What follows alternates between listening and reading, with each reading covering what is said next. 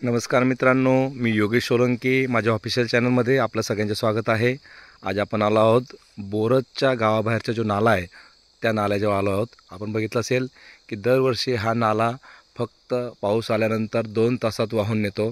पण ह्यावर्षी ह्या नाल्याला मुसळधार पाऊस पडल्यामुळे गेले 4.5 महिने पाऊस होता, त्या कारणामुळे हा नाला अजूनसुद्धा चालत आहे.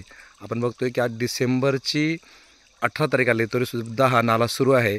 आणि या नाल्याला पाणी आल्यामुळे बऱ्याचशा शेतकऱ्यांचं ऊस पीक आहे ना, हे आपल्याला तोडून बाहेर काढता येत नाही. आणि म्हणून ह्यावर्षी या नाल्यावर सुद्धा वाहतूक बंद आहे. आणि म्हणून शेतकऱ्यांनी स्वखर्चाने तात्पुरता का होईना पण हंगामी एक छोटासा पूल बनवला आहे, ज्याच्या खाली एक पाईप टाकला आहे. त्या पाईपमधून आपण बघत आहात की हे पाणी अशा पद्धतीने बाहेर निघत आहे. आणि हा जो पूल बनवला आहे, ह्या पूलवरून तात्पुरती वाहतूक सुरू करून इथून बऱ्याचशा शेतकऱ्यांच्या ऊस आपल्या शेतातून बाहेर निघायला मदत होईल.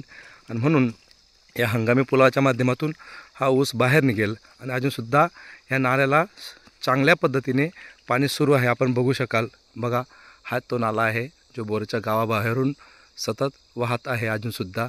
आणि म्हणून तात्पुरता या नाल्यावर एक पाईप टाकून पाणी बाहेर काढण्यात आलं आहे.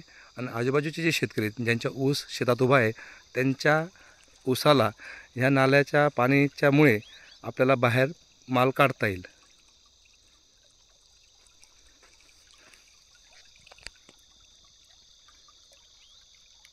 धन्यवाद मित्रांनो.